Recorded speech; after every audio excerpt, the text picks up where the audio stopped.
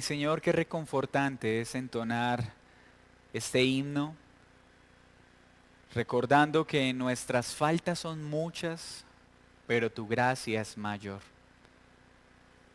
Tu misericordia no se puede contar, no se puede calcular, pero sí la podemos alabar. Bendita misericordia muestras cada día para con nosotros.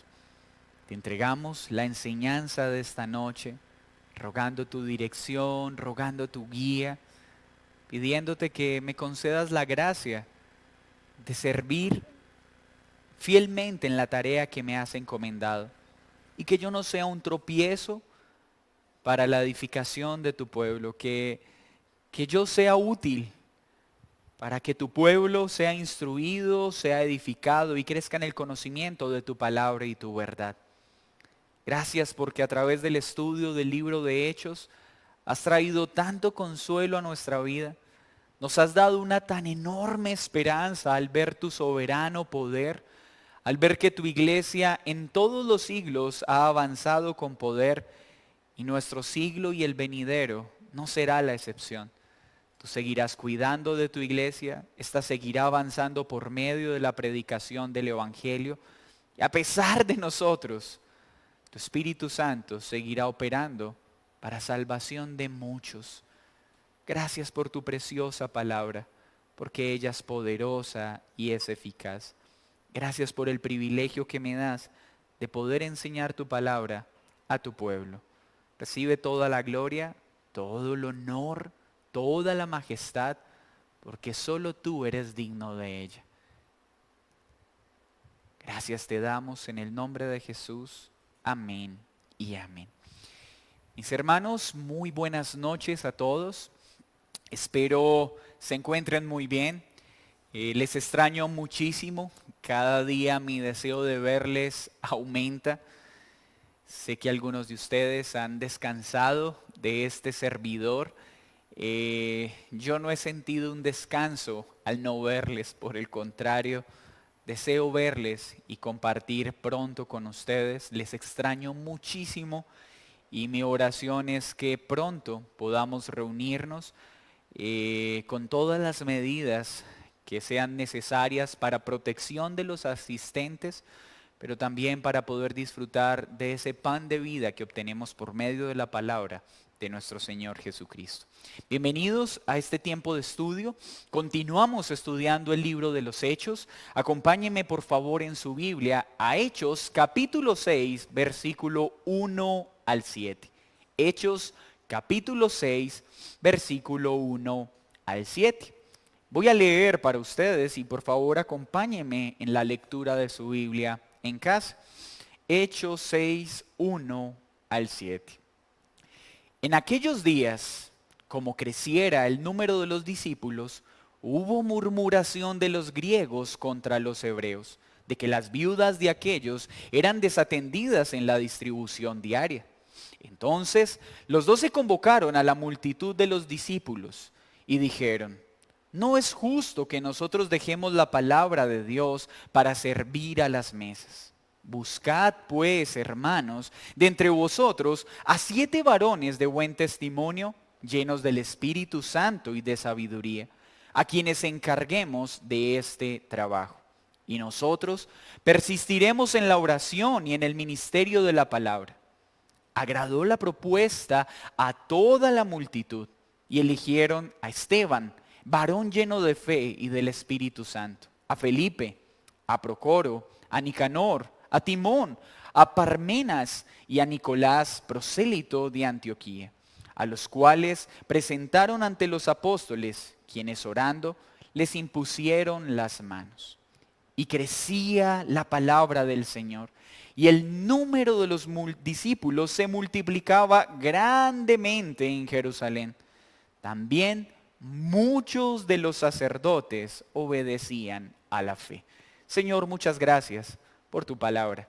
Y gracias porque ella nos enseña en esta noche en particular cómo tú has establecido y regulado el funcionamiento de tu iglesia y cómo has escogido oficiales para enseñar y predicar y a otros para servir y ocuparse de las actividades de misericordia para bien de la iglesia. Gracias, Señor, porque nos enseñas que eres un Dios de orden y de esa misma forma debe funcionar la iglesia que tú has establecido y la cual sigues dirigiendo. Gracias te damos en el nombre de Jesús. Amén y amén. Aquellos que toman nota, el título de esta enseñanza es El diaconado y su papel en el avance del reino. El diaconado y su papel en el avance del reino. Lucas, con acierto, ha logrado insertar en la mente y en el corazón de sus lectores que Dios siempre avanzará victorioso en la extensión de su reino por medio del Evangelio. Pero también nos ha mostrado que estas victorias no están exentas de fuertes luchas contra enemigos externos y contra enemigos internos. Momentos de persecución por líderes religiosos y políticos, luchas contra la avaricia, la hipocresía y el engaño hacen parte de la vida cotidiana de la iglesia. Momentos entonces en los cuales el Señor mostró su poder y la victoria que concede a la iglesia. En la sección de hoy, Lucas presenta un viejo enemigo del pueblo de Dios que ataca con más frecuencia de la deseada. Y este enemigo es la murmuración. Aunque este es un elemento que aparece y no es el elemento central, porque la figura central en esta sección es el papel protagónico del diaconado en el avance del reino, no podemos ignorar que Lucas viene haciendo una muestra con pruebas tangibles de esos enemigos cotidianos de la iglesia, enemigos externos y enemigos internos. Y observe que ese patrón lo ha venido mostrando. Cuando mostró la persecución por primera vez, mostró un enemigo externo. Luego mostró un enemigo interno. ¿Lo recuerdan? Ananías y Zafira, la hipocresía, la avaricia y el intento de engañar al Espíritu de Dios. Luego nos introduce en un nuevo episodio de persecución, donde el Señor entrega una nueva victoria sobre esa persecución, un enemigo externo. Pero ahora vuelve y menciona un enemigo interno, y en este caso, la murmuración. Veamos entonces, en medio de esta sección, cómo Dios opera contra este enemigo y le da victoria a la iglesia, pero también cómo la ordena y la regula para que siga avanzando de forma correcta. Este perverso enemigo, conocido como la murmuración, tiene el poder de dividir la más sólida de las iglesias. Pero acá Lucas nos muestra la importancia del papel del diaconado para hacer frente a este perverso enemigo con poder de dañar y el papel que el diaconado juega en la organización de la iglesia para que ésta avance eficazmente. Recordemos entonces que la iglesia es un organismo vivo que crece, que avanza, pero esta operación, guiada por el Espíritu Santo, también necesita una organización. La iglesia no puede ser tratada como una mera organización, es un organismo dinámico, pero ese organismo vivo y dinámico requiere una organización. Y el Señor es quien determina esa organización. Ningún hombre tiene la autoridad o potestad para decidir cómo funciona la iglesia. No puede haber hombres que digan, ok, a mí me parece que el pastorado sí va. No, a mí me parece que no va. Está bien, los diáconos sí, los diáconos no. Ningún hombre tiene esa potestad.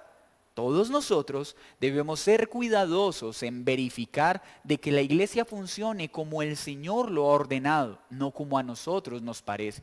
De esa forma, la iglesia seguirá avanzando con éxito en medio de sus enemigos externos e internos. Así que Jesucristo no solo estableció la iglesia, sino que estableció cómo debe funcionar la misma. Vamos a ver 3 puntos en esta sección. El primero, la necesidad del oficio diaconal. El segundo, el objetivo de este oficio diaconal. Y tercero, los beneficios que trae el oficio diaconal. Veamos la primera sección que está en el primer versículo, versículo 1. En aquellos días, Como creciera el número de los discípulos, hubo murmuración de los griegos contra los hebreos, de que las viudas de aquellos eran desatendidas en la distribución diaria. La iglesia sigue creciendo a pasos agigantados, según lo relata Lucas, pues la persecución nunca será capaz de frenar el avance del reino. Pero ahora, como ya lo mencioné, aparece un viejo enemigo ya conocido al interior del pueblo de Dios, y este es la murmuración. Este viejo y astuto enemigo, anclado en el remanente de pecado de los hombres, aparece con más frecuencia de la que quisiéramos, y cada vez que lo hace, causa grandes inconvenientes. Pues en el Antiguo Testamento lo vimos con María y Aarón, que murmuraron de Moisés y terribles consecuencias vinieron. Así vemos en la Escritura diferentes advertencias contra el peligro de la murmuración y el gran mal que esto ocasiona al interior de la iglesia. En la dinámica del pueblo judío existían dos grupos. Lucas los está recordando. Los judíos que habían sido formados en Jerusalén bajo el idioma y la cultura hebrea. Y los judíos que por causa de la dispersión fueron formados bajo el idioma griego y la cultura griega. Este pasaje no está hablando de creyentes judíos y de creyentes gentiles. Este pasaje está hablando de creyentes judíos, unos formados bajo la cultura hebrea y otros formados bajo la cultura griega. Era tal esta diferencia entre los dos grupos que existían sinagogas para un grupo y sinagogas para el otro grupo. En unas sinagogas entonces toda la liturgia y toda la enseñanza era en hebreo. En las otras sinagogas toda la enseñanza y toda la cultura era dirigida en griego. De hecho, ellos utilizaban para su enseñanza la Septuaginta. En esta dinámica, el cristianismo tiene la preciosa facultad por medio del evangelio de transformar las culturas, pues el evangelio no se adapta a la cultura, el evangelio transforma cada cultura. Y cuando la iglesia empieza a establecerse, entonces tanto judíos formados bajo la cultura hebrea como judíos formados bajo la cultura griega se añaden a la iglesia por la obra del Espíritu Santo. Pero en esa dinámica de victoria sobre los enemigos externos, hay un momento donde aparece ese remanente de pecado llamado murmuración. ¿Y qué nos cuenta Lucas? Recuerden que la iglesia estaba dando con generosidad y distribuían ayudas para cuidar de todas las personas necesitadas. La Biblia nos enseña que hay que tener un cuidado especial con las viudas y con los huérfanos. Pero la Biblia también ha regulado cómo deben ser esas ayudas a las viudas. Dice que deben ayudarse a aquellas viudas que no tienen hijos o nietos con la capacidad de sostenerles. Pues si una viuda tiene hijos o nietos con la capacidad para sostenerles, ellos deben cuidar de estas viudas. También nos enseña la Escritura que si es una viuda joven, esta debe casarse. Pero también dice que aquellas viudas que deben ayudarse deben ser mayores de 60 años. Y en esa dinámica de distribuir las ayudas, como suele pasar por el corazón pecaminoso del hombre, aún en la iglesia, porque acá vamos viendo algo, hermanos. Una iglesia santa no es la que está ausente o libre de pecado.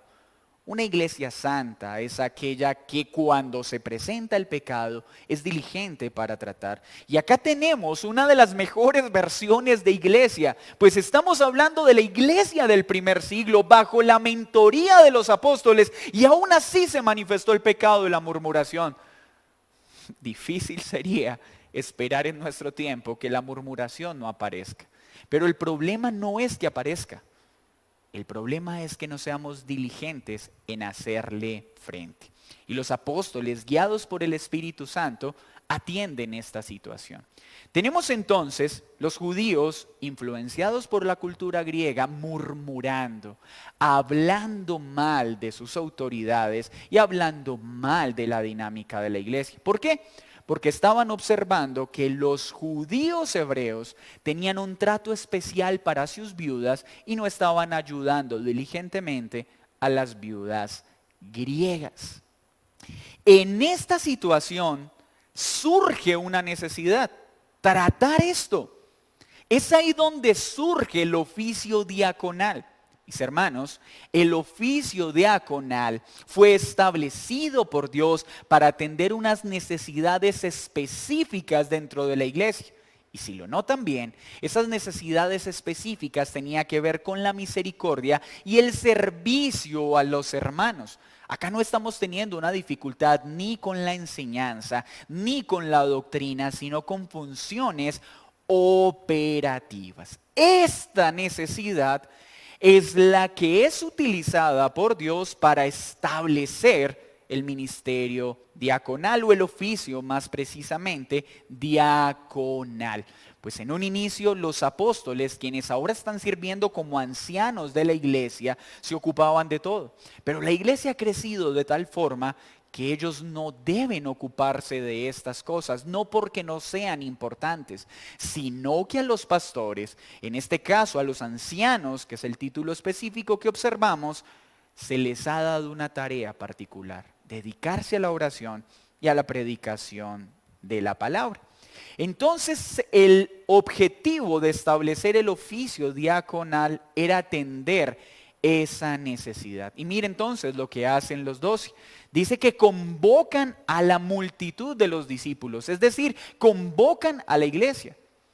Y les dicen, hermanos, no está bien que nosotros descuidemos la palabra de Dios para servir las mesas, es decir, para atender la distribución de las ayudas de los hermanos necesitados. Y esto es importante porque no es algo que los apóstoles hicieron a dedo, aunque tenían la autoridad para hacerlo, sino que nos dejan ver cómo funciona el gobierno congregacional en el cual creemos está basada la iglesia. Estos apóstoles que fungían como ancianos de la iglesia tenían una gran responsabilidad, orar y predicar. Ahora le dicen a la congregación, hermanos, ustedes deben postular hombres con unas características específicas que acá están mencionadas para que se ocupen de estas labores, de estos procesos administrativos. Acá vemos entonces cómo el Señor guía su iglesia para tomar decisiones correctas para que ésta siga avanzando de manera eficaz. Y entonces, ¿cuál es la solución? Nombren diáconos, nombren varones para este oficio en particular. Acá vemos entonces algo muy valioso. ¿Quiénes son los encargados de proponer los diáconos en una iglesia local? Es la asamblea. Mire este proceso administrativo. Dios estableció que la asamblea, es decir, los creyentes, deben buscar dentro de ella hombres con las características que ya vamos a identificar para servir como diáconos, de manera que los pastores puedan ocuparse de su tarea principal, de la predicación y de la oración. Mis hermanos, la iglesia tiene que tener en alta estima este oficio también diaconal, porque si la iglesia no ora ni diligentemente está clamando al Señor por diáconos, estarán obstruyendo, debilitando y entorpeciendo la función pastoral de la predicación y la oración. Porque entonces tendremos a los pastores no solo dedicados a predicar y a orar, sino también a servir las mesas, a ocuparse de los procesos administrativos, a distribuir las ayudas. ¿Y qué dicen los apóstoles? Esto no está bien. No está justo que el pastor sea el que se encargue de los procesos administrativos. Escojan diáconos para esta tarea. ¿Quién los escoge? La iglesia. Pero ¿cuáles son los requisitos que la asamblea debe tener en cuenta? No es porque es que es muy lindo, es que es tan amable, es que es muy servicial, es que yo lo conozco hace años. No. Los elementos a tener en cuenta a la hora de mencionar o elegir un diácono, de postular un diácono, están en Hechos, pero también, para gracia y bendición nuestra, en Timoteo y en Tito. En nuestra sección, Lucas relata unos requisitos en particular que luego Pablo detalla de manera amplia en su carta a Timoteo y en su carta a Tito. ¿Cuáles son estos requisitos? El primero, debe ser un hermano. Naturalmente, no puede ser alguien que no haya experimentado un nuevo nacimiento y que no dé una evidencia de una fe genuina que sea notable y observable en sus frutos. Debe ser un hermano en la fe. Debe tener un buen testimonio, pues será un varón que estará encargado de administrar recursos en la iglesia, de llevar ayudas a los hermanos, de indagar qué hermanos están en necesidad, para acercarse a aquellos hermanos que están en una buena condición económica, para servir de puente entre el que tiene cómo ayudar al necesitado y el necesitado.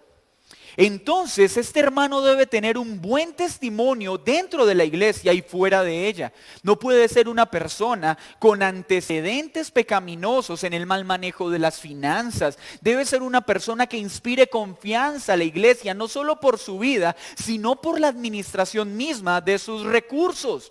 Personas que sean íntegras en el manejo de las finanzas, porque una de las cosas que más tendrá que hacer el diácono es manejar recursos de la iglesia.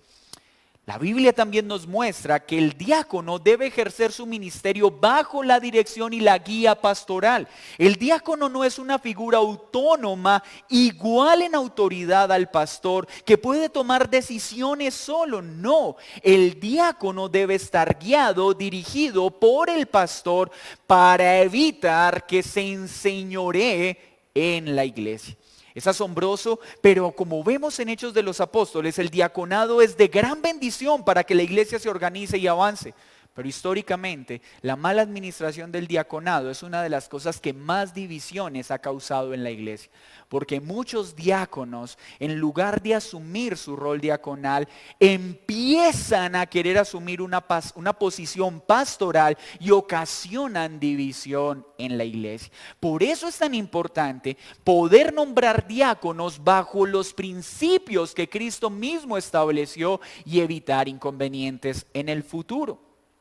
Estas personas no deben ser ávaras, no deben tener un amor especial hacia el dinero. Deben ser personas prácticas, pero deben tener un anhelo también especial dado por Dios de querer servir a la iglesia y a cada uno de sus hermanos. Un hombre de mal testimonio sirviendo las mesas o en el oficio diaconal será un elemento que causará la burla del nombre de Cristo para el mundo, pero también ocasionará rebeldía y murmuración en el cuerpo de Cristo. No hay nada más dañino que escoger personas cuyas vidas no corresponden a los requisitos bíblicos a ejercer una labor dentro de la iglesia. Eso daña a la iglesia, eso entorpece el buen testimonio de la iglesia para el mundo. Dice que deben ser llenos del Espíritu Santo y sabios, es decir, deben ser hombres que reflejen el carácter de Cristo, hombres en los cuales abunda el Espíritu Santo, que sean conciliadores, no incendiarios. Que el amor, la alegría, la paz, la paciencia, la amabilidad, la bondad, la fidelidad, la humildad y el dominio propio sean notorios en su carácter. Que no estén buscando servir por un beneficio propio, sino para gloria de su Señor y por amor a sus hermanos. Un diácono debe tener un amor y un gran interés por el servicio. No impuesto, no fingido, debe ser de manera natural. Son personas que sirven a la iglesia aun cuando no tienen el título. que antes de ser nombrados diáconos se esfuerzan por servir a sus hermanos, que van más allá de simplemente querer ser enseñados e instruidos, quieren dar su vida misma por el bien de sus hermanos. Deben estar prestos para hablar lo correcto en el momento correcto y de la manera correcta. Los diáconos son oficiales de la iglesia, cuyo entonces vemos acá principal oficio es ¿cuál? Velar por el cuidado de sus hermanos y de los procesos operativos y administrativos de la iglesia. ¿Con qué fin? Liberar a los pastores de estas funciones para que se dediquen principalmente a la predicación y a la oración. Pues cuando el pastor tiene que atender también las actividades operativas, está descuidando un bien de la iglesia, la oración y el estudio y exposición de la palabra. Hermanos míos, es muy importante, como lo aprendemos en este momento de la iglesia, escoger diáconos, y debemos orar por diáconos para esta iglesia local, pero el escogerlos debe hacerse de manera bíblica y no por emociones o por afinidad.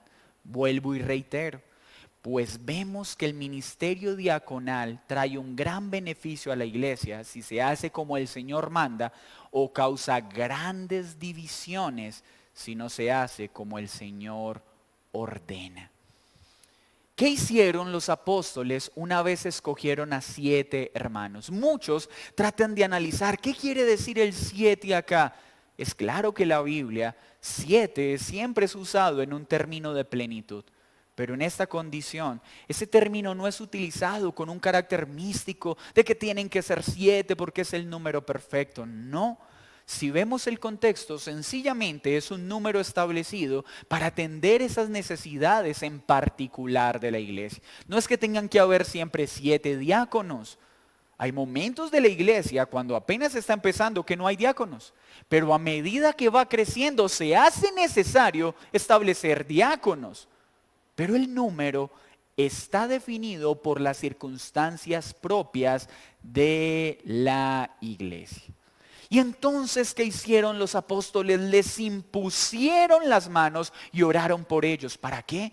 La imposición de manos era para transferir un poder especial sobre los diáconos. Aunque esto lo hemos estudiado muchas veces, vale la pena recordarlo.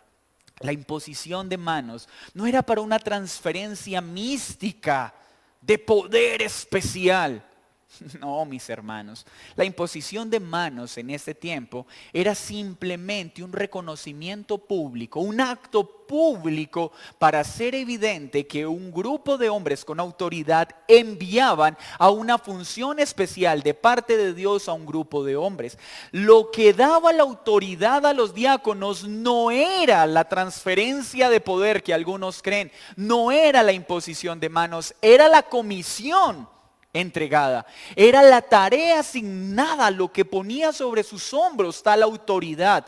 La imposición de manos era un acto público común en este tiempo para decir: nosotros respaldamos, validamos y reconocemos el llamado que Dios ha hecho a estos hombres. Pero no había una transfusión de poder en la imposición de manos. Esto a medida de repaso, porque ya lo hemos hablado en diferentes ocasiones. Acá tenemos entonces la necesidad del diaconado y el propósito del diaconado y las características que deben tener los diáconos. ¿Y cuál fue la bendición que esto generó a la iglesia? Mire lo que dice el versículo 7. Y crecía la palabra del Señor y el número de los discípulos se multiplicaba grandemente en Jerusalén. También muchos de los sacerdotes obedecían a la fe. Miren qué bendición. Dios dio a los apóstoles a tomar esta decisión. La asamblea postuló a 7 hombres llenos del Espíritu Santo, entre ellos Esteban, de quien hablaremos más adelante.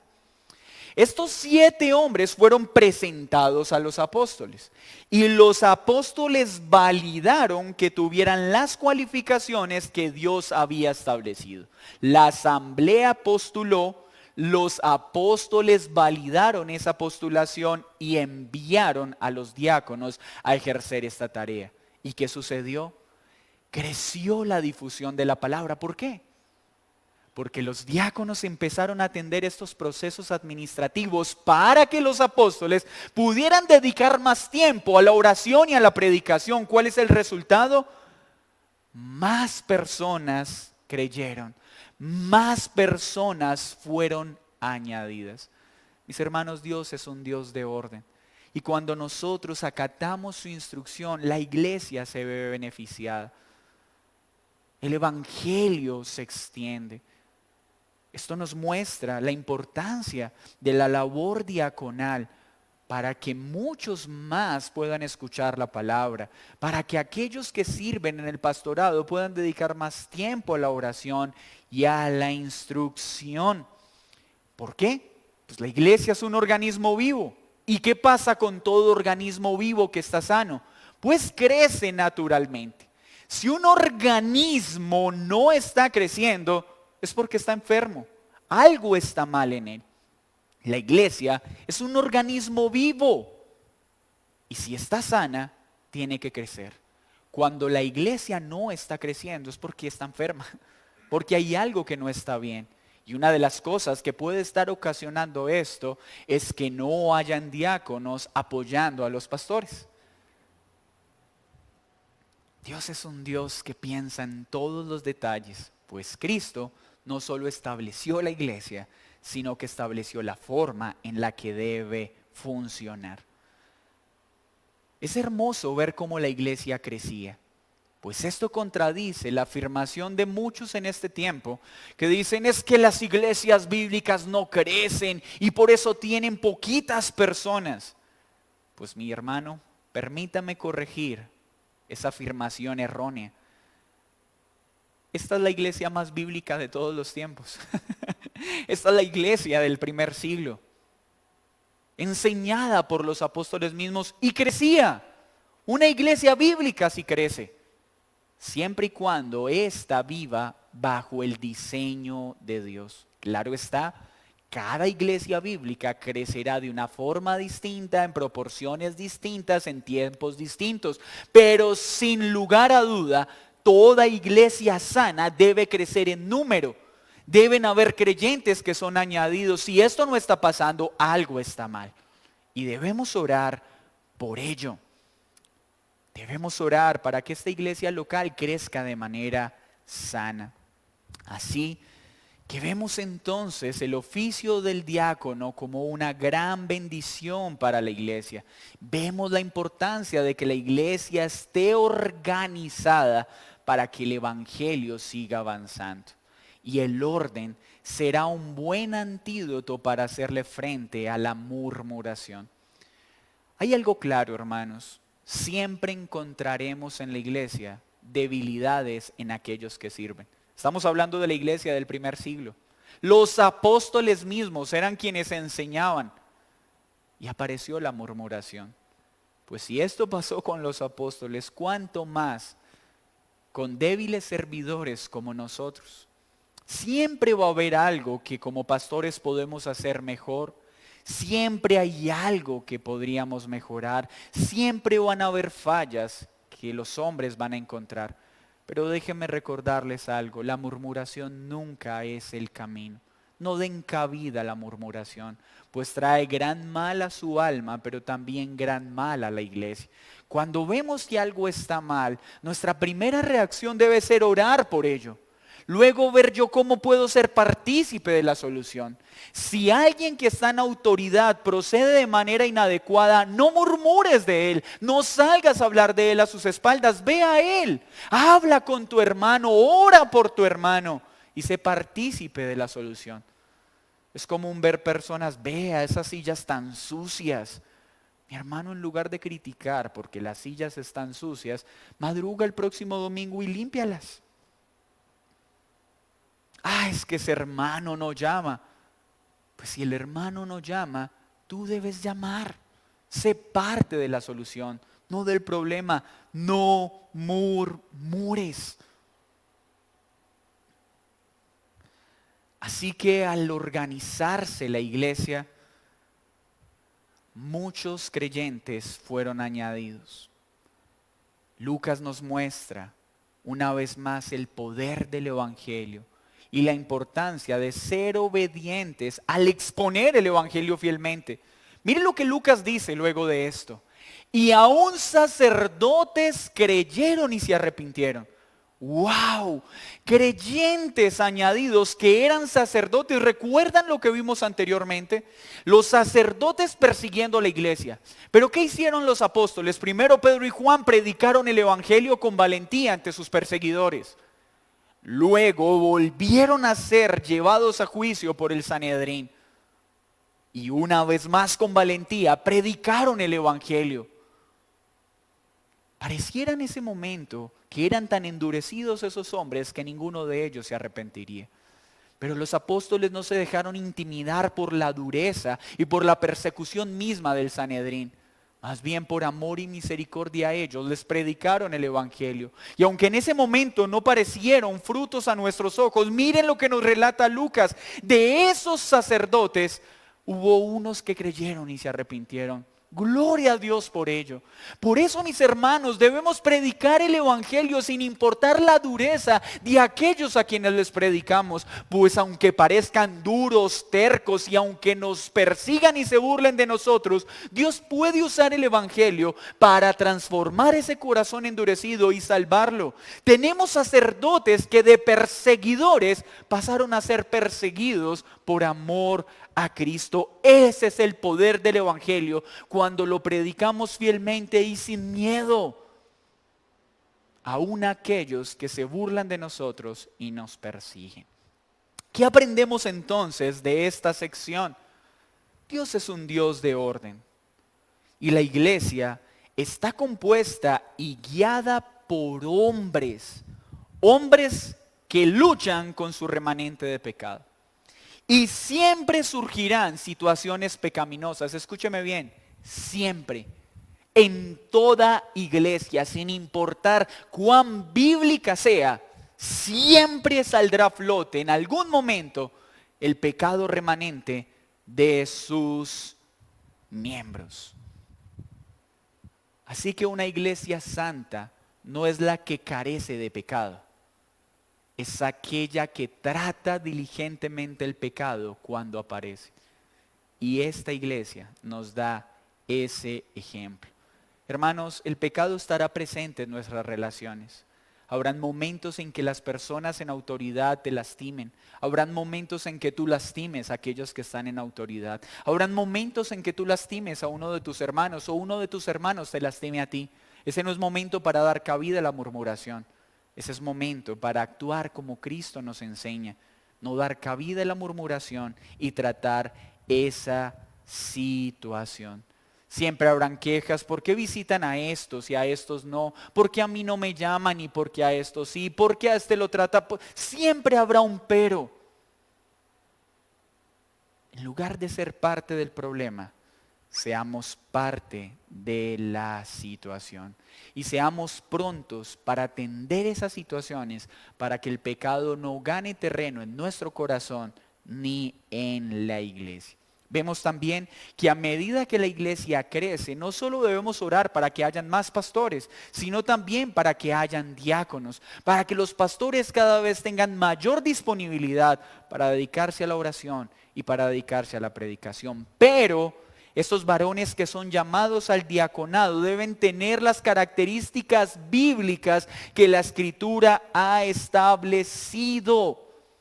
Y estas regulaciones Dios las estableció. Es doloroso ver en este tiempo iglesias, no, es que hemos visto pastores que han lastimado a sus ovejas, entonces esta es una iglesia donde el pastorado no existe y cada uno puede enseñar. Iglesias donde dicen, no, a nosotros no nos parece que los diáconos deben estar porque hemos visto cómo los diáconos roban y dañan las iglesias. Mis hermanos, que hayan pastores que hayan dañado a la iglesia, que hayan pastores que hayan hecho daño a la iglesia, no nos autoriza a quitar estos dos oficios. Pues lo que debe ser quitado no es el oficio de pastor y el oficio de diácono. Lo que deben ser quitados son aquellos pastores y aquellos diáconos que están dañando y maltratando la iglesia. Eso es lo que debe hacer la iglesia. Los oficios no pueden desaparecer porque fue Cristo quien los estableció. Estableció pastores y maestros y estableció diáconos. Así que en lugar de quitar estos oficios, quitemos a los pastores y a los diáconos cuando no cumplen con lo que el Señor ordenó, porque esa autoridad ha sido dada a la congregación. Y la iglesia no debe ser ligera para nombrar sus diáconos. Vemos entonces las características que debe tener y debemos orar por ellas. Hermanos, la necesidad nunca debe ser una licencia para escoger diáconos de afán. Sin importar cuánto necesitemos liberar las cargas pastorales, no debemos afanarnos a la hora de nombrar diáconos. Debemos velar porque ellos tengan los requisitos. Es tarea de la iglesia estar orando y velando por esto. Es tarea de la iglesia velar para que los pastores puedan orar y predicar la palabra para que muchos crezcan y el reino siga avanzando. Aprendemos también de este pasaje que es deber de la iglesia cuidar a las viudas, pero como la misma Biblia lo reguló. Los primeros responsables de la viuda deben ser sus hijos y sus nietos. Si las viudas no tienen hijos y nietos que puedan sostenerles, debe verificarse que sean mayores de 60 años y la iglesia debe cuidar de ella. ¿Por qué? Porque la iglesia debe cuidar de sus miembros. Así que mis hermanos, la iglesia tiene un orden, no puesto por los hombres. Estamos en un tiempo de anarquía, donde las personas no quieren escuchar la palabra autoridad. Pero en la iglesia no puede haber anarquía. En la iglesia hay autoridades establecidas por Dios. Se llaman pastores y maestros, se llaman diáconos. Dios las estableció. Y que hayan pastores y diáconos que estén haciendo mal el oficio, no significa que debemos olvidarnos de estas labores. Debemos velar para que aquellos que son llamados al pastorado y aquellos que son llamados al diaconado cumplan con los requisitos que la Biblia enseña. Iglesia amada, hoy aprendemos entonces que Cristo estableció su iglesia, pero también estableció la forma en la que debe funcionar.